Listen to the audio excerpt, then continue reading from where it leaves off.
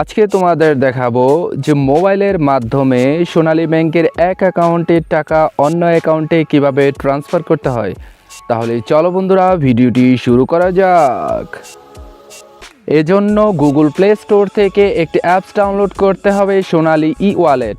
এই অ্যাপসটি ডাউনলোড করার পরে এটি অবশ্যই রেজিস্ট্রেশন করে নিতে হবে, তা না হলে কিন্তু হবে না। রেজিস্ট্রেশন করতে যদি না পারো তাহলে আমাদের চ্যানেলে একটি ভিডিও দেওয়া আছে কিভাবে রেজিস্ট্রেশন করতে হয়, সেটা অবশ্যই দেখে নেবে। এরপর সোনালী ই ওয়ালেট এই অ্যাপসটির মধ্যে টাচ করবে। টাচ করার পরে ট্যাপ টু কন্টিনিউ এটার মধ্যে টাচ করবে। টাচ করার পরে এই যে দেখো এইরকম একটি পেজ চলে আসবে। এখানে তুমি প্লে স্টোরটি রেজিস্ট্রেশন করার সময় যেই মোবাইল নাম্বার এবং যেই পাসওয়ার্ড ব্যবহার করেছো অবশ্যই এটা সেখানে তুমি লিখবে। লেখার পরে এই যে নিচে লগ ইন দেওয়া আছে এটার মধ্যে টাচ করবে। টাচ করার পরে এই যে দেখো নিচে সেন্ড মানি নামে একটা অপশন আছে এটার মধ্যে টাচ করবে।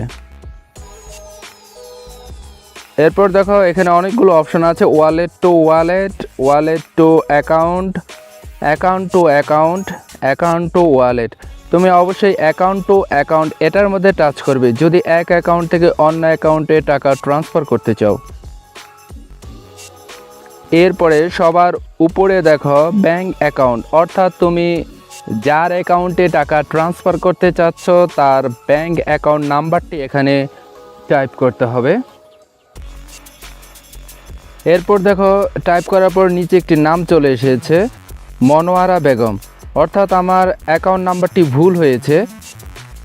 তোমার ব্যাংক অ্যাকাউন্ট নাম্বারটি এখানে দেওয়ার পরে যদি নামের সাথে না মিলে তাহলে বুঝতে হবে যে ভুল হয়েছে। এই যে পরবর্তীতে আমি সংশোধন করে দিলাম। এবার দেখো এখানে যে নামটি এসেছে আসলে আমি এই নামের অ্যাকাউন্টে টাকাটি ট্রান্সফার করতে চাচ্ছি, তার মানে আমার অ্যাকাউন্ট নাম্বারটি এখানে টাইপ করা ঠিক আছে। আমি এখানে তোমাদের 100 টাকা ট্রান্সফার করে দেখাচ্ছি। এবার নিচেই দেখো ওই যে অ্যামাউন্টের একটা ঘর আছে, এখানে আমি 100 টাকা লিখছি, অর্থাৎ আমি 100 টাকা ট্রান্সফার করে তোমাদের দেখাবো।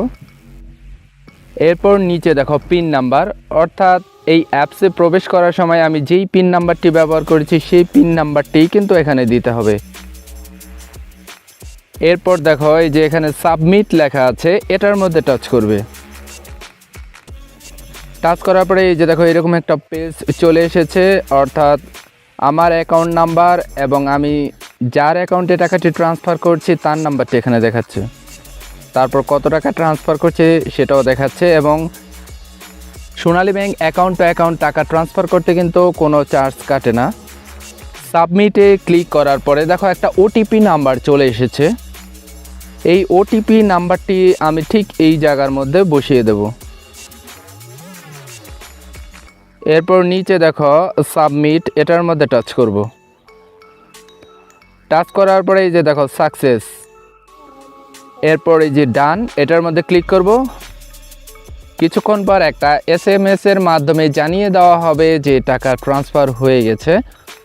অর্থাৎ বন্ধুরা কোনো কারণে যদি টাকা ট্রান্সফার না হয় তাহলে সেই টাকা কিন্তু আবার তোমার অ্যাকাউন্টে ফেরত চলে আসবে, এ নিয়ে চিন্তা করার কোনো কারণ নেই। আশা করি বন্ধুরা বুঝতে পেরেছ। ভিডিওটি যদি ভালো লাগে তাহলে লাইক, কমেন্ট, শেয়ার এবং সাবস্ক্রাইব করার অনুরোধ রইল।